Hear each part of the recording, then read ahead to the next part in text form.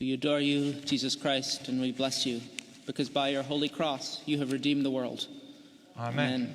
Please be seated.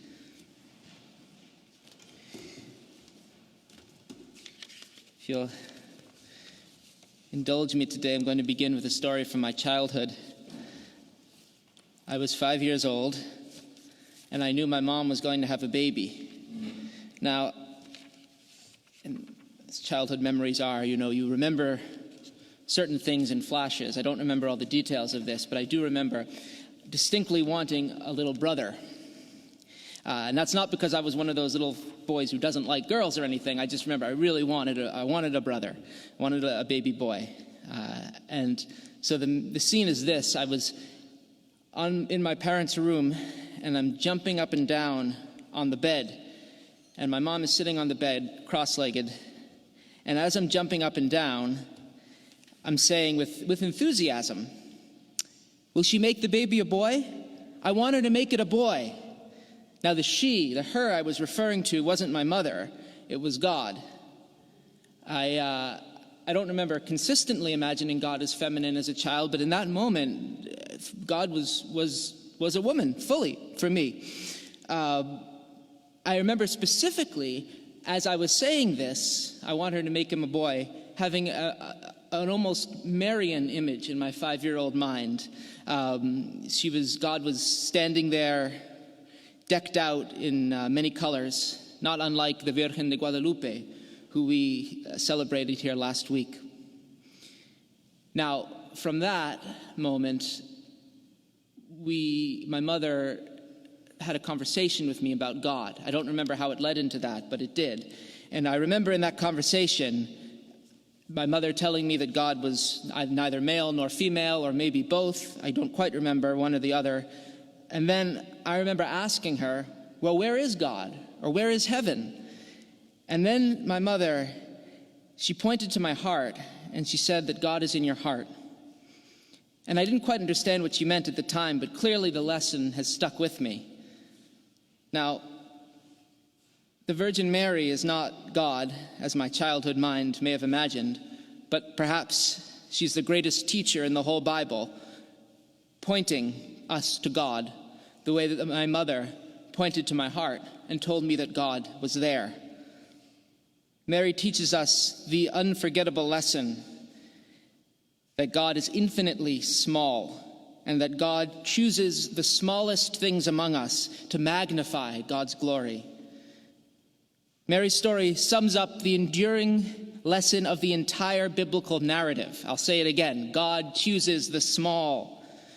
God chooses those of little account in the eyes of the world. Throughout the Bible, we see God consistently choosing the younger over the older brothers, choosing the older, barren women like Hannah and Elizabeth, choosing the foreigner like Ruth, and the broken and imperfect sinners like David to bear the holy name. God doesn't choose the whirlwind or the thunder. God chooses the still, small voice to speak to Elijah. And this biblical theme, it's not the only theme, but this prominent theme throughout the Bible culminates in Mary, a woman who by all measures would have seemed ordinary and of little account in the eyes of her world.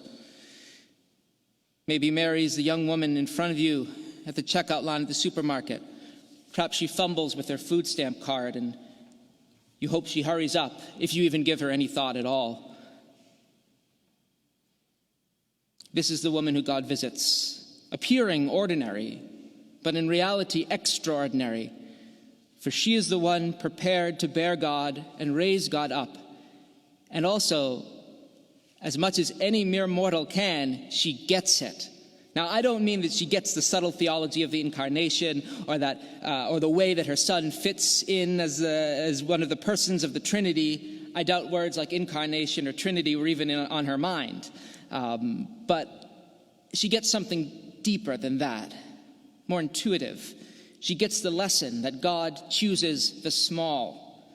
And that is the heart of her exultant prayer that we've heard today, the Magnificat. In this prayer, Mary recognizes and celebrates what God has done in and for her, And she sees it as part of that wider story and theme. The story, of course, being the story of her people, Israel, and Abraham and his descendants. And the theme, God chooses the small. Mary knows that her bearing Jesus means everything that she says in this prayer. He has filled the hungry with good things and sent the rich away empty. He's struck down the mighty from their thrones. He's lifted up the lowly. Notice as he says, he has done these things. It is the lowly that God has raised. And through the child in her womb, the promise that many more will be raised is fulfilled. And the small will be made great. And so, because this story has come to fruition in herself, her soul magnifies the Lord. That is, it makes the Lord great. It shows and reveals the greatness of the Lord. For God has done these things, he is doing these things, and he will do these things. The humble, the small of this earth are like the magnifying glasses in whom God's greatness is revealed, through which the mustard seed grows into a great tree, and the child in the womb grows into a man until he dies on a cross and conquers death, magnifying the Lord again over the power of this world. When I was a child, around the same time that I had that conversation with my mother, and my brother was just about to be born, one of my father's friends gave me a kaleidoscope as a gift. I think it was for my birthday, I can't remember. I remember being fascinated by this kaleidoscope. And I also remember in that 5-year-old brain not understanding the difference between a telescope and a kaleidoscope. They were all telescopes, kaleidoscopes, magnifying glasses, anything with lenses. They were sort of grouped into this same category. Things that you looked through that altered the appearance of what you were seeing. I imagine them all. I didn't understand the functional aspect of the telescope versus the sort of toy or diversionary aspect of the kaleidoscope. They were all the same to me. Perhaps Mary's Magnificat is the kaleidoscope of the Bible, revealing the beautiful and always unexpected and surprising reversals and variety of God's creation and work, hidden behind the drab routine of our pride and power and ambitions. As the Sufi poet proclaims, "O God, you hide yourself within a single kernel." And we Christians say, "O God, you hide yourself in a woman's womb." And we await this season for that hidden God to be revealed in the humble confines of a manger. But already in her prayer, Mary reveals God and magnifies God through a kaleidoscope of colors we could not have imagined before in our everyday existence. So Hail Mary, and I will lay many-colored flowers at your feet in return for your kaleidoscopic revelation. This Christmas, let's learn Mary's lesson well. God chooses the small. Now, we can't make ourselves small. We can't make ourselves chosen. But we can begin to strip away the non-essential. This is a season of buying and selling. Might we sometimes stop and ask amidst our purchases, do I need this? This is a season of gift giving. Might we sometimes stop and say, instead of buying new gifts, what more of my possessions can I give to someone who will need it, or even just someone who will appreciate it? And deeper than material things, can we say, along with T.S. Eliot, the only wisdom that we can hope to acquire is humility. Humility is endless. Listen to what he's saying there. The humble, that is the small, is paradoxically the only thing that is infinite. You see tyrants rise and fall, fortunes change hands, our ambitions fail or are fulfilled. Time marches on, but only the small endures.